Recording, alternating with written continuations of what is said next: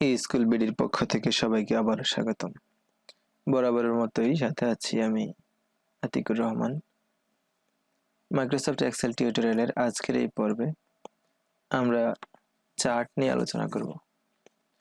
তো চার্ট করার জন্য আমরা যেই সেলগুলোর উপর চার্ট করতে চাচ্ছি সেগুলো সিলেক্ট করে ইনসার্টে যাব। ইনসার্ট থেকে এখানে রিকমেন্ডেড কিছু চার্ট আছে, আবার অনেকগুলো চার্ট পাশে আছে। তো আমরা এখান থেকে কলাম চার্টে যাব। কলাম চার্ট থেকে আমরা প্রথমে আমাদের পছন্দ মতো এটা 3D চার্ট সিলেক্ট করি। তাহলে দেখা যাচ্ছে আমাদের এই সেলগুলোর উপরে একটা চার্ট তৈরি হয়ে গেছে।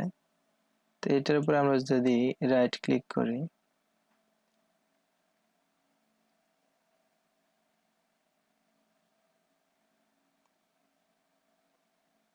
তাহলে আমরা এখানে দেখতে পারবো অনেকগুলো অপশন আছে।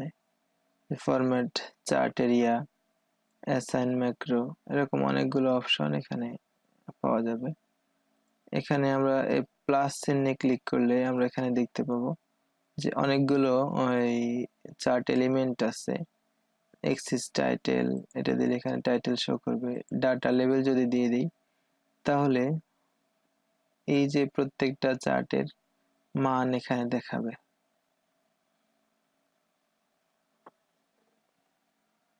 তো এখানে এই যে কালার অনুযায়ী আমরা দেখতে পাবো যে বাংলার নাম্বারটা, আবার ইংলিশ, এই যে এটা ইংলিশ, এটা ম্যাথ। তো এখানে 4 জন স্টুডেন্টের নাম্বার দেওয়া আছে, তো এই জন্য 4টা ভাগ হয়ে গেছে। 4 জনের 3টা বিষয়ের নাম্বার এখানে চার্ট আকারে শো করছে। তো বন্ধুরা, এটা ছিল চার্ট, কলাম চার্ট। এটার জন্য আমরা এখানে যদি টাইটেল চেঞ্জ করতে চাই, সেখানে আমরা টাইটেলের নামটাও চেঞ্জ করে দিতে পারবো। আবার এখানে অপশনগুলো, এলিমেন্টগুলো আছে, আবার এলিমেন্টের আবার এখানে আরো বিস্তারিত আছে। এখানে আমরা এই যদি এটার আরো বিস্তারিত দেখতে চাই তাহলে আবার এখানে বিস্তারিত আরো অনেক কিছুই আছে। তো এখানে চার্টের কালার যদি চেঞ্জ করতে চাই, এখান থেকে কালার চেঞ্জ করা যাবে। এখান থেকে ফিল্টার অ্যাড করে কোনো বিষয় যদি আমি বাদ দিতে চাই, বা কোনো স্টুডেন্টকে যদি আমি এখান থেকে বাদ দিতে চাই, রাখতে চাই, সেটাও করা যাবে। তো বন্ধুরা, এটা ছিল মাইক্রোসফট এক্সেলের চার্ট, কলাম চার্ট। আমরা এখন একটা পাই চার্ট দেখব। পাই চার্ট করার জন্য আমরা জাস্ট এই সেলগুলোর উপরে আমরা পাই চার্ট করতে চাচ্ছি। ধরা যাক একটা কোম্পানির 2000 সালের কিছু সেলস, তারপরে 2001 সালের, 2002 সালের, যদি খুবই অল্প সংখ্যা আমরা লিখেছি, তো বিভিন্ন সালের কিছু সেলস এর পরিমাণ আমরা এখানে লিখে এখানে আমরা ইনসার্ট, এটা পাই চার্টে যাব। এখানে অনেক ধরনের পাই চার্ট আছে, 3D, 2D।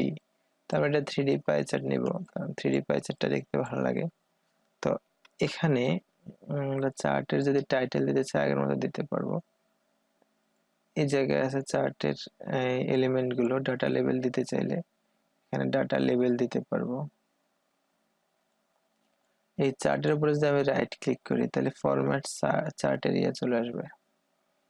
তো এখান থেকে অনেকগুলো অপশন এখানে পাওয়া যাবে। টেক্সট অপশন, চার্ট অপশন, অনেকগুলো অপশন এখানে শো করছে। যদি আমরা এটা সিলেক্ট করা অবস্থায় এটার ফরম্যাট চলে যাই, ফরম্যাট ডাটা সিরিজ, যদি আমরা এখানে চলে যাই তাহলে আমরা এই চার্টটাকে ঘোরাতে পারবো।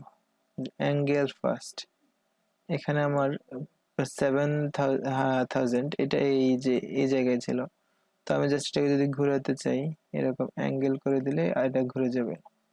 আর একটু ঘোরাতে চাইলে আমরা এটাকে এভাবে ঘোরাতে পারবো। আবার পাই এক্সপ্লোশন, এখানে যদি আমরা ক্লিক দিয়ে করি, এটাকে আমরা আলাদা আলাদা করে ফেলতে পারবো। এরকম আলাদা আলাদা করেও রাখা যাবে।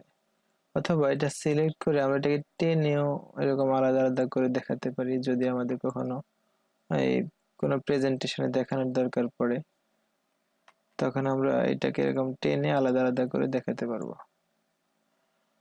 তো এটা ছিল পাই চার্ট। তো এভাবে আরো অনেকগুলো চার্ট এখানে এক্সেলে অনেকগুলো ফরম্যাটের চার্ট আছে, তো আমরা আশা করি এই বাকি চার্টগুলোও পারবো। সাথে থাকার জন্য ধন্যবাদ। আজকের টিউটোরিয়াল এখানেই সমাপ্ত।